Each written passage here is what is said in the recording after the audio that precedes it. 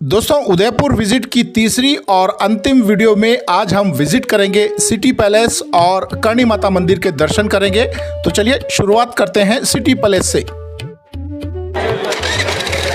दोस्तों, अभी हम आ चुके हैं सिटी पैलेस में। ये जो मेरे आप पीछे देख रहे हैं ये सिटी पैलेस है। यहाँ पर जो है महाराणा प्रताप और कई पुराने राजाओं की जो है म्यूजिक सिस्टम रखे हुए हैं, उनके आर्म्स एंड ऑम्निशन रखे हुए हैं और उनसे रिलेटेड जितने भी वन टाइप ऑफ कह सकते हैं कि म्यूजियम है। यहाँ पर आपको उनके पुराने फर्नीचर मिलेंगे, उनका लिविंग स्टैंडर्ड का पता लगता है, कैसे वो लोग रहते थे और युद्ध में क्या क्या आर्म्स यूज़ करते थे और उनका जो एंटरटेनमेंट का क्या क्या साधन हुआ करता था, कैसे म्यूज़िक सिस्टम होते थे, ये सारी चीज़ें इस सिटी पैलेस में है। तो चलिए दोस्तों, चलते हैं अंदर और देखते हैं कि आखिर ऐसा क्या है इस सिटी पैलेस में जो कि देश ही नहीं विदेशों से और फॉरेनर्स लोग भी यहाँ आते हैं। दूर दूर से विदेशी सैलानी आते हैं और यहाँ पर विजिट करके जाते हैं। तो चलिए दोस्तों, चलते हैं सिटी पैलेस के अंदर और देखते हैं यहाँ का इतिहास। दोस्तों, यहाँ एंट्री गेट के बाहर ही टिकट विंडो है जहाँ से आपने टिकट लेनी है। इस प्लेस में विजिट करने के लिए टिकट है। छोटे बच्चों का 150 रुपया है और बड़े लोगों का चार्ज 400 रुपया है। फॉरेनर्स और स्टूडेंट्स के लिए अलग अलग चार्जेस हैं। दोस्तों, आपको बता दूं कि ये पैलेस भारत का दूसरा सबसे बड़ा पैलेस है। पहला सबसे बड़ा पैलेस मैसूर पैलेस है और दूसरे नंबर पर आता है उदयपुर का सिटी पैलेस। अब थोड़ा सा इसके इतिहास के बारे में जान लेते हैं।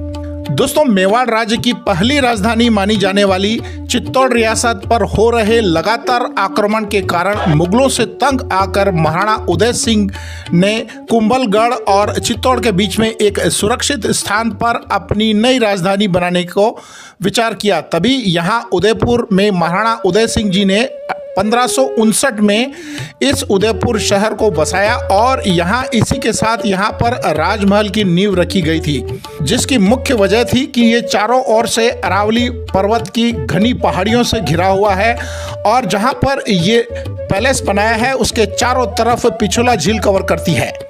दोस्तों, इस महल की बनावट इस तरह से की गई है कि ये एक तरह से भूल भुलैया जैसा है। यहाँ अंदर जाने के बाद कोई भी इंसान कंफ्यूज हो जाता है कि कौन से रास्ते से जाना है।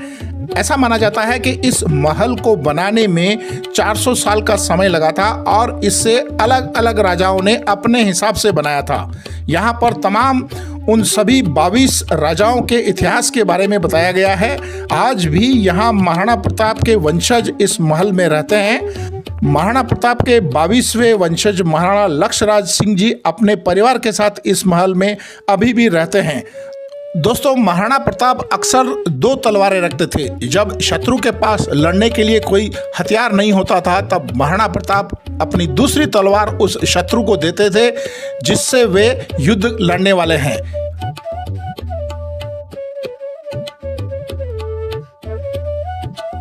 दोस्तों, आप जैसे ही इस महल में प्रवेश करते हैं तो सबसे पहले आपको एंट्रेंस में एक गणेश जी की मूर्ति दिखाई देती है जो कि 400 साल पुरानी है, यानी कि जब ये महल बना था उसी समय इस मूर्ति की स्थापना हुई थी।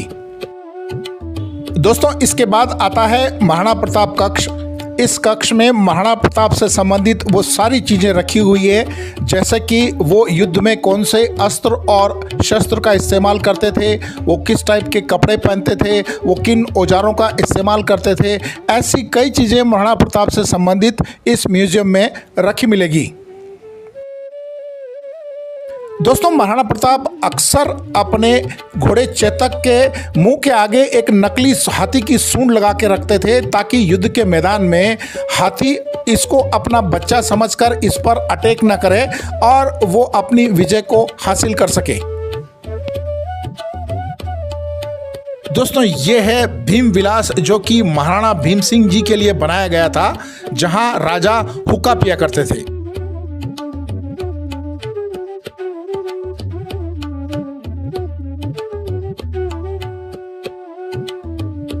दोस्तों ये जो सामने आप देख रहे हैं यह है लक्खी कुंड, जो प्योरली मार्बल के एक सिंगल स्टोन से बना है, यानी कि एक ही मार्बल के पत्थर से इसे बनाया गया है। ऐसा माना जाता है कि जब कभी किसी राजा का राज तिलक होता था तब इस कुंड में 1 लाख चांदी के सिक्के भरे जाते थे, जिसमें से 25,000 सिक्के गरीबों में बांट दिए जाते थे और बाकी के बचे सिक्कों को धर्म के काम और दान पुण्य के काम में इस्तेमाल किया जाता था। इस कुंड का आखिरी बार 1920 में इस्तेमाल किया गया था। उसके बाद ये तब से लेकर अब तक खाली है।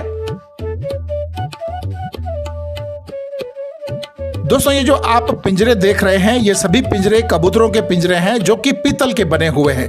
उस जमाने में संदेश भेजने के लिए कोई साधन नहीं हुआ करते थे, तब इन्हीं कबूतरों की मदद से किसी भी संदेश को एक जगह से दूसरी जगह भेजा जाता था। और ये कबूतर जो है स्पेशल ट्रेंड किए हुए कबूतर होते थे, ऑर्डिनरी वाले कबूतर नहीं हुआ करते थे। ये जो कुंड आप देख रहे हैं, इस कुंड में राजा रानी होली के त्योहार पर रंग से खेला करते थे, यानी कि ये रंग कुंड का काम करता था। दोस्तों इसके बाद आता है मोती महल, जहां पर राजा और रानी अपने परिवार के साथ त्योहार मनाते थे। ये जो रंग बिरंगे कांच आपको दिखाई दे रहे हैं ये स्पेशल इंग्लैंड से मंगाए गए थे। दोस्तों ये जो अब आप देखने वाले हैं ये इस महल का सबसे खूबसूरत कमरा है, जिसे शीश महल कहा जाता है। ये राजा रानी का बेडरूम हुआ करता था। इस शीश महल के जो दरवाजे हैं वो हाथियों के दांत से बने हुए हैं।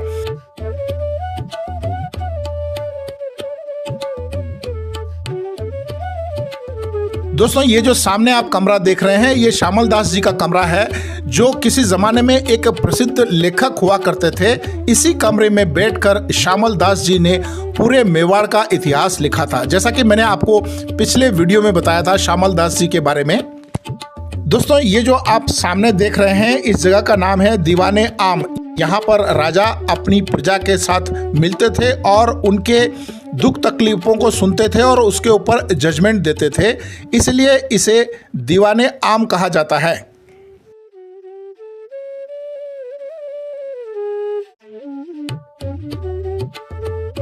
दोस्तों ये है दीवाने खास, जहां पर राजा अपने मंत्रियों से मिला करते थे और उनके साथ में मुख्य फैसले किया करते थे, यानी कि मीटिंग कॉन्फ्रेंस हुआ करती थी यहाँ पर।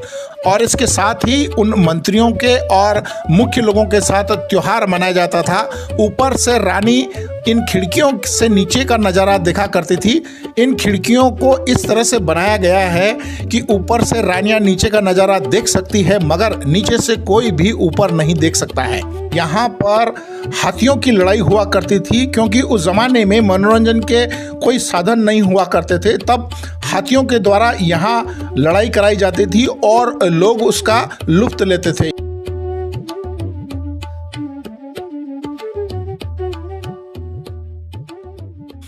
दोस्तों ये है सूर्य भवन। बारिश के दिनों में जब ज़्यादा बादल हुआ करते थे और सूर्य देवता के दर्शन नहीं होते थे, उस समय राजा और अपना राज परिवार इस सोने के सूर्य को नमन किया करता था और उनकी आराधना किया करता था। दोस्तों ये है मानक महल, जो कि पूरी तरह से कांच का बना हुआ है और इसमें लगे कांच को यूरोप के बेल्जियम से मंगाया गया था। ये राज परिवार का डाइनिंग हॉल कहा जाता है। यहाँ पर बैठकर राज परिवार अपना खाना खाते थे। दोस्तों इसके बाद आता है जनाना महल। दोस्तों जब किसी राजा की मृत्यु हो जाती थी और जब कोई रानी विधवा हो जाती थी तो उसे इसी जनाना महल में रहना पड़ता था। यहाँ पर सिर्फ स्त्रियों को ही आने की परमिशन है, किसी भी पुरुष का यहाँ आना वर्जित है। दोस्तों ये जो सामने बेड देख रहे हैं ये विडो बेड है, यानी कि विधवा रानी इस पलंग पे सोया करती थी, जो पूरी तरह से चांदी का बना हुआ है। इसके अंदर जो पंखे लगे हैं वो केरोसिन यानी कि मिट्टी के तेल से चलने वाले पंखे हुआ करते थे। दोस्तों इस म्यूजियम में कई तरह की पेंटिंग से ये दर्शाया गया है कि किस तरह महाराणा प्रताप अपने घोड़े चेतक को प्रेम करते हैं। साथ ही यहाँ पर हल्दी घाटी की वो पीली मिट्टी भी रखी हुई है। दोस्तों ये जो सामने आप जितनी भी खंडित मूर्तियां आप देख रहे हैं मुगलों द्वारा क्षतिग्रस्त की हुई मूर्तियां हैं, जिन्हें यहाँ पर सजा कर रखा गया है। हालांकि इस महल में कभी भी कोई आक्रमण नहीं हुआ, लेकिन आसपास के जो किले हैं जैसे चित्तौड़ का किला, कुंभलगढ़ का किला, वहां से इन खंडित मूर्तियों को यहाँ लाया गया है और एज ए म्यूजियम यहाँ रखा गया है।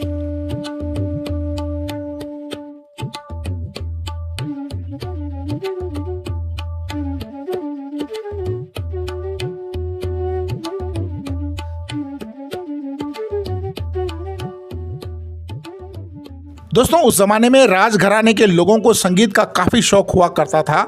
ये जो आप देख रहे हैं ये सभी उस जमाने के म्यूजिकल इंस्ट्रूमेंट हैं जो आज भी उनकी याद को दिलाती है।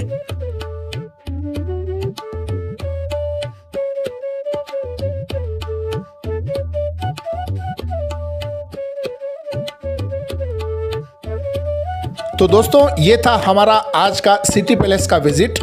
आज का ये सिटी पैलेस का विजिट पूरा होता है, इसके बाद हम चलते हैं करणी माता के मंदिर में। तो चलिए दोस्तों, दर्शन करते हैं करणी माता के।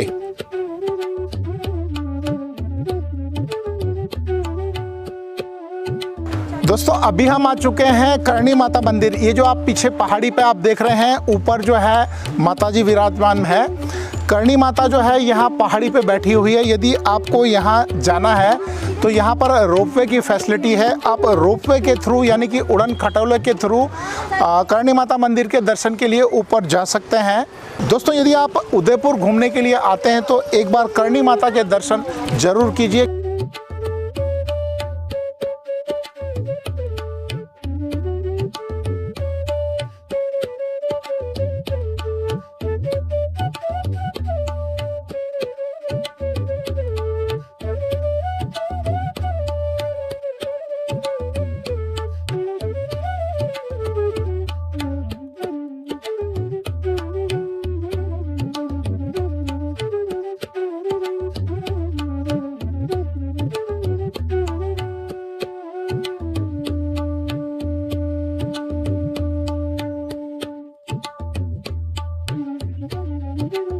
दोस्तों, फाइनली हम लोग आ चुके हैं करणी माता मंदिर के टॉप में, यानी कि अभी थोड़ी देर में माता जी के दर्शन करेंगे।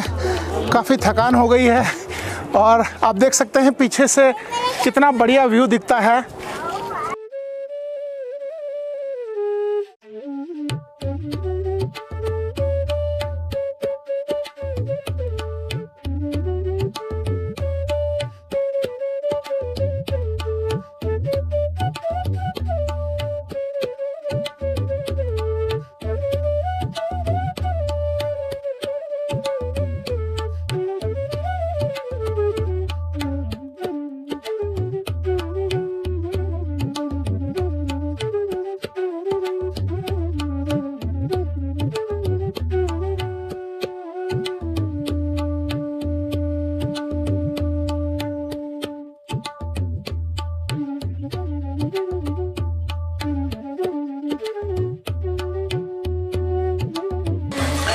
जय माता जी। दोस्तों, आज हम बड़े भाग्यशाली हैं कि माता जी की आरती का हमें लाभ मिला। आज हम आए हैं उदयपुर की करणी माता मंदिर में और आज हम उससे भी ज़्यादा भाग्यशाली हैं कि उनकी दिन रात की सेवा में लगे रहे। पंडित जी से थोड़ा सा मिलने का मौका मिला। पंडित जी, जय माता जी। पंडित जी, ये जैसा कि मैंने सुना है कि राजपूतों की कुलदेवी करणी माता है, तो इनका थोड़ा सा आप इतिहास के बारे में थोड़ा बताइए ताकि ज़्यादा से ज़्यादा लोगों को माता जी के बारे में, उनकी महिमा के बारे में पता चल सके। ये चारण समाज की कुलदेवी है जो यहाँ मनसापूर्ण करनी माता है। सबके मनोकामना पूरी करती है। जो भी भक्त आता है कभी निराश नहीं होता है। तो सच्चे मन से जो आके माता को अर्जी लगाता है उसकी मनोकामना सब पूरी होती है। तो ये माता पार्वती जी का अवतार है। तो इनका मेन मंदिर बीकानेर देशनोक में है। यानी कि इनका जो मुख्य मंदिर है बीकानेर में है, उनकी छाया यहाँ पर है। वहाँ से महाराजा करण सिंह जी जोत लाए थे। महाराजा करण सिंह जी जो है जोत यहाँ लेके आए थे और माता जी को यहाँ प्रतिष्ठित किया था 1620 में जी। 1620 में। तब से लेकर के माता जी यहीं विराजमान है और समय निकलता गया और धीरे धीरे डेवलपमेंट होता गया और आज समय निकल के अनुसार राजा महाराजा की पूजा थी। उस समय सब राजा महाराजा अपने सिटी महलों में चले गए। उसके बाद मंदिर वीरान हो गया। ये अभी हमारा मनसापूर्ण करणी माता विकास ट्रस्ट बना हुआ है। ये कब 35 साल से वापस इसकी 35-40 साल से मंदिर का फिर से विकास हुआ। फिर से धीरे धीरे इसमें सेवा शुरू हुई और 1 से 2 जुड़े, 2 से 10 जुड़े, 10 से हज़ारों भक्त जुड़ गए। इससे इस मंदिर का अच्छा निर्माण हो रहा है। यानी कि माता जी ने कहीं ना कहीं लोगों में सद्बुद्धि दी, ऐसा परचम अपना दिखाया जिससे लोगों में श्रद्धा फिर से बढ़ी। और लोग जो है यहाँ पहले रोपवे नहीं था, क्योंकि आज तो रोपवे हो गया है। पहले लोग पैदल चल के यहाँ माता जी के दर्शन करने आते हैं। तो इस वीडियो के माध्यम से मैं उन सभी तमाम पेरेंट्स को, उन सभी भक्तों को ये मैसेज देना चाहता हूँ कि यदि आप माता जी के दरबार में आते हैं तो श्रद्धा से आइए। ये कोई पिकनिक स्पॉट नहीं है, ये एक माता जी का दरबार है। पंडित जी, आपका बहुत बहुत धन्यवाद। जय माता जी। जय माता दी।